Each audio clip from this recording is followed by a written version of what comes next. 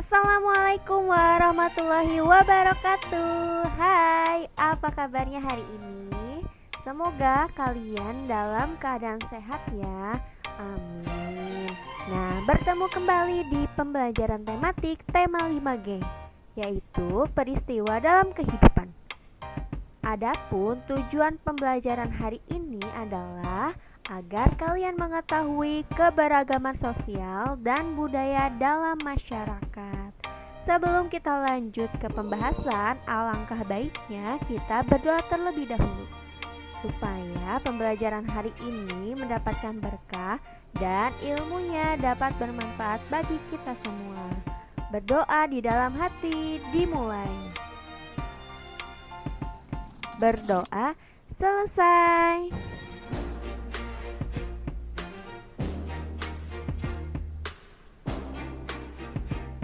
Nah, Indonesia ini kan kaya akan keberagaman. Tentunya di bidang pertanian, kelautan, budaya, semuanya sangat beragam. Dahulu rempah-rempah menjadi daya tarik bagi bangsa Eropa untuk datang ke Nusantara. Saat ini ketertarikan bangsa Eropa terhadap Indonesia tidak berubah. Semakin hari semakin banyak wisatawan mancanegara berdatangan ke Indonesia. Pada umumnya, wisatawan mancanegara tertarik akan keindahan alam dan kekayaan budaya yang dimiliki Indonesia. Indonesia kan merupakan negara keragaman budaya. Hampir setiap daerah memiliki budaya daerah yang unik. Tapi kalian tahu tidak kalau budaya itu apa?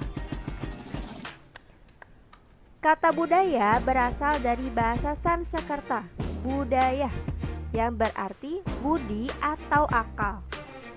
Budaya itu sendiri adalah segala sesuatu yang dipelajari, dialami, dan diwariskan bersama secara sosial yang melahirkan makna pandangan hidup yang akan memengaruhi sikap dan tingkah laku para anggota suatu masyarakat. Nah, wujud kebudayaan bisa dilihat nih dari sistem budaya, sistem sosial kemasyarakatan, dan kebendaan. Yang pertama, sistem budaya. Contohnya, negara kita memiliki gagasan, norma, nilai, peraturan yang ada. Lalu, sistem sosial kemasyarakatan. Contohnya, aktivitas manusia bergaul dan berinteraksi berdasarkan adat dan kebiasaan. Lalu kebendaannya, kalian bisa lihat candi, wayang, perahu pinisi, atau yang lain. Nah, ada juga nih budaya nasional. Budaya nasional ini merupakan budaya yang dihasilkan oleh bangsa Indonesia sejak zaman dahulu hingga kini sebagai suatu karya yang dibanggakan dan memiliki kekhasan bangsa Indonesia. Bisa dibilang juga atau disebut juga budaya nasional itu dijadikan sebagai penunjuk jati diri dan identitas bangsa Indonesia. Contohnya budaya nasional Indonesia kita ini adalah batik. Selain batik ada juga lagu-lagu perjuangan. Nah, lagu-lagu perjuangan ini dan batik ini harus kita upayakan atau lestarikan sebagai generasi muda. Kita ini harus melestarikan budaya nasional yang ada. Kebudayaan nasional ini harus dijaga dengan baik supaya memberikan dampak baik bagi suatu bangsa. Nah, beberapa upaya untuk menjaga kebudayaan nasional. Yang pertama, bisa mengajarkan budaya daerah dan budaya nasional kepada generasi muda melalui pengajaran secara formal maupun non-formal. Lalu, acara kebudayaan, dan bisa juga kalian mempelajari situs budaya dan sejarah. Nah, selanjutnya kita akan membahas keragaman agama dan keragaman suku bangsa yang ada di Indonesia. Keberagaman agama di Indonesia dilatar belakangi oleh letak geografis Indonesia yang terletak di jalur perdagangan Indonesia internasional. dan kekayaan alam yang melimpah sehingga pedagang asing datang ke Indonesia. Selain melakukan kegiatan perdagangan, para pedagang juga menyebarkan ajaran agama dan kepercayaan yang mereka yakini sehingga masuklah berbagai agama ke Indonesia. Ada Islam, Katolik, Kristen, Hindu, Buddha, dan Konghucu. Lalu selanjutnya, keberagaman suku bangsa di Indonesia. Keberagaman suku bangsa di Indonesia disebabkan oleh wilayah Negara Kesatuan Republik Indonesia berupa kepulauan yang terpisah oleh lautan. Ada banyak suku bangsa yang memiliki ciri khas dan karakteristik tersendiri di berbagai pulau di wilayah Indonesia.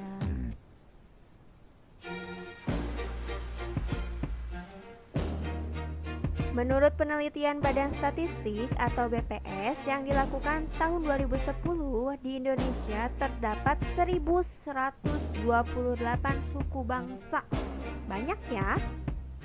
Nah, antar suku bangsa memiliki perbedaan. Salah satunya adalah perbedaan fisik.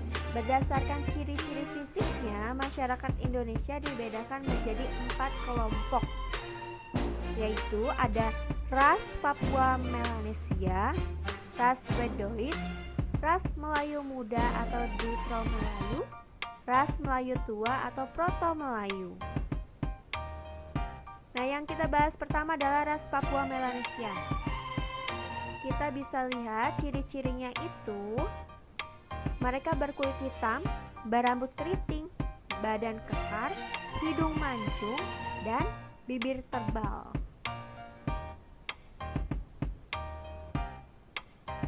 Ras ini banyak terdapat di Pulau Papua dan Kepulauan Aru yang terkenal dengan sebutan suku Tapiro. Tapiro ini mempunyai ciri-ciri yang sama dengan suku Aeta di Filipina dan suku Semang di Malaysia. Jadi kita bisa menemuinya di Papua ya. Lalu ada ras Wedoid. Ras Wedoid ini memiliki ciri-ciri perawakan kecil, rambut berombak, dan kulit sawo matang. Suku bangsa di Indonesia yang termasuk ras Wedoid yaitu suku Toala di Semenanjung Barat Daya Sulawesi, suku Tomuna di Pulau Muna, suku Gayo di sekitar Danau Toba, suku Kubu di Jambi, suku Sakai di Siak, dan suku Tomuna di Kepulauan Mentawai. Lanjut, ras Melayu Tua atau Proto Melayu. Ciri-cirinya nih, mereka itu berambut ikal atau lurus, mukanya bulat, kulit sawo matang, badan tinggi ramping, hidung sedang atau lebar. Lalu, mereka ini menganut paham animisme dan dinamisme. Suku bangsa di Indonesia yang termasuk golongan ini adalah suku Batak di Sumatera Utara, suku Toraja di Sulawesi Selatan, suku Sasak di Lombok, suku Nias di Kepulauan Nias, suku Kubu di Sumatera Selatan, dan suku Dayak di Kalimantan Tengah. Lalu selanjutnya ada ras Melayu Muda atau Dutro Melayu. Nah, ras Melayu Muda ini memiliki ciri yang sama dengan ras Melayu Tua. Namun bedanya, mereka sudah tidak menganut paham animisme dan dinamisme. Kalian bisa menemui suku yang ada di Indonesia ini yang termasuk golongan ras Melayu Muda antara lain suku Jawa, suku Abli, suku Madura di Jawa Timur, suku Banjar di Kalimantan Selatan, suku Aceh, suku Minangkabau di Sumatera Barat, dan suku Bugis di Sulawesi Selatan. Nah, kebudayaan yang sederhana maupun yang kompleks memiliki unsur-unsur kebudayaan. Apa saja ya? Yang pertama ada religi atau kepercayaan. Unsur ini berfungsi untuk mengatur kehidupan antara manusia dengan Sang Pencipta. Setiap agama pasti akan menuntun penganutnya untuk menjadi manusia yang baik dan berperilaku baik terhadap sesama manusia. Setiap agama pasti mempunyai upacara keagamaannya masing-masing. Misalnya agama Hindu, terdapat upacara keagamaan seperti ngaben dan nyepi. Lalu ada juga unsur pengetahuan. Unsur ini berfungsi untuk memenuhi rasa ingin tahu manusia terhadap sesuatu. Pengetahuan membantu manusia untuk lebih berkembang sehingga menjadi lebih maju dan berinovasi. Lalu selanjutnya ada teknologi. Teknologi yang dibahas pada unsur kebudayaan ini merupakan teknologi tradisional. Teknologi tradisional pada masyarakat desa antara lain alat-alat produksi, wadah, senjata, pakaian dan perhiasan, rumah, serta alat transportasi. Lalu ada juga kemasyarakatan atau kekerabatan. Nah, dalam kehidupan masyarakat biasanya diatur oleh aturan atau adat istiadat. Aturan dan adat istiadat ini sudah menjadi pola hidup dan kebiasaan masyarakat. Contohnya sistem kekerabatan dan sistem perkawinan. Lalu yang selanjutnya, ekonomi, mata pencaharian. Mata pencaharian di Indonesia itu kan sangat beragam. Sumber daya alam yang ada di Indonesia ini kan sangat banyak. Misalnya, daerah yang memiliki sumber daya perikanan, maka mata pencahariannya itu pasti bermata pencaharian sebagai nelayan. Lalu bahasa, unsur kebudayaan yang digunakan untuk berkomunikasi. Ada lebih dari 1000 bahasa di dunia. Penggunaan bahasa sangat dipengaruhi oleh letak geografis. Misalnya daerah perbatasan akan menggunakan bahasa campuran, contohnya masyarakat di Cirebon menggunakan bahasa Jawa Sunda. Lalu ada juga unsur kesenian. Kesenian adalah suatu karya yang mengekspresikan keindahan. Kesenian ini dibagi dua, ada seni rupa dan seni suara. Seni rupa misalnya seni ukir, seni lukis, seni rias, dan seni tari. Lalu seni suara misalnya seni musik dan seni sastra atau puisi. Nah, tadi kan kalian sudah mengetahui beberapa keragaman yang ada. Dari kebudayaannya, agama, lalu ada juga suku bangsanya. Ini sesuai dengan semboyan negara kita, Bhinneka Tunggal Ika. Yang artinya apa? Artinya berbeda-beda tetapi tetap satu. Agama yang berbeda, suku bangsa yang berbeda, lalu bahasanya juga berbeda, dan kebudayaan dan keseniannya juga berbeda-beda. Bisa dilihat dari rumah adatnya, pakaian tradisionalnya, tarian tradisionalnya, lalu upacara adat, lagu daerah, alat musik daerah. Ini mengartikan bahwa Indonesia itu kaya akan keberagaman. Meskipun banyak perbedaan dalam masyarakat Indonesia, namun kita harus menganggap bahwa perbedaan itu bukan halangan untuk melakukan hubungan atau pergaulan dalam kehidupan sehari-hari. Hubungan dan pergaulan yang tidak memandang adanya perbedaan menyebabkan bangsa Indonesia dapat menjaga persatuan dan kesatuan. Hal ini ditunjukkan dengan sikap saling menghargai dan menghormati antar warga negara yang berbeda-beda. Sikap saling menghargai dan menghormati dengan tidak membedakan antar warga sesuai dengan semboyan negara kita, yaitu Bhinneka Tunggal Ika. Nah,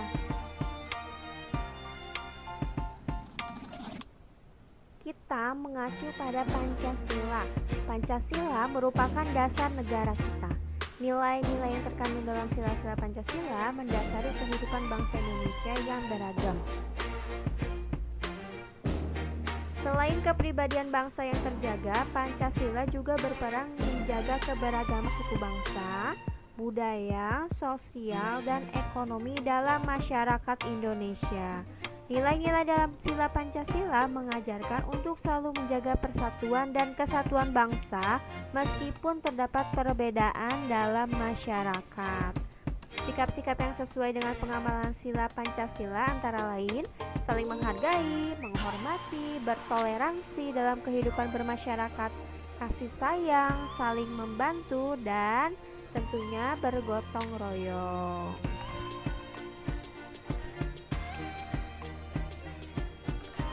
Lalu bagaimana cara kita menghadapi keberagaman? Sebagai siswa, pasti kamu pernah menemukan temanmu yang sangat beragam. Perbedaan merupakan hal yang umum. Agar kamu dan teman-teman dapat belajar dengan baik dalam keberagaman, maka kamu harus menerapkan beberapa sikap berikut ini nih. Kalau kamu sudah bersekolah nanti, kita terapkan langsung di sekolah ya. Yang pertama itu toleransi. Toleransi merupakan sikap untuk menahan diri, bersabar, menghargai pendapat orang lain, dan menerima orang lain apa adanya. Contohnya ini, misalnya ketika kamu memiliki teman yang berbeda agama, maka kamu harus bertoleransi, menghargai teman yang sedang menjalankan ibadahnya sesuai dengan agama yang dianutnya. Lalu yang kedua itu tidak menghina. Meskipun berbeda agama, budaya, dan juga misalnya warna kulit, temanmu juga sama-sama belajar di kelas atau di sekolah. Jadi saling menghormati dan tidak menghina. Lalu yang ketiga, mempelajari dan menikmati kebudayaan. Kita dengan belajar ini bisa mengetahui atau mengerti keberagaman budaya bangsa yang lainnya, satu sama lainnya, tidak hanya kebudayaan yang ada di daerah kita saja. Lalu yang terakhir adalah menjaga kerukunan. Menjaga kerukunan adalah salah satu bentuk menghargai keberagaman. Tidak membuat onar, tidak menghina, dan juga tidak merendahkan satu sama lain akan mengeratkan tali persaudaraan di antara kita semua yang memiliki keberagaman. Mau keberagaman budaya, budaya bangsa atau suku bangsa, lalu ada juga agama. Oke, silahkan. Sekarang kita berlatih ya. Tugasnya, lihat yang pertama dan yang kedua.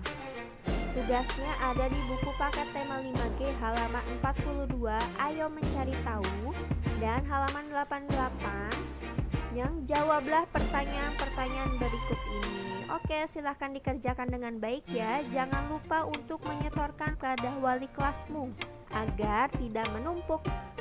Oke, selamat mencoba. Kita akhiri pembelajaran hari ini dengan membaca hamdalah bersama-sama. Alhamdulillahirrabbilalamin. Oke, cukup sekian dan terima kasih. Wassalamualaikum warahmatullahi wabarakatuh.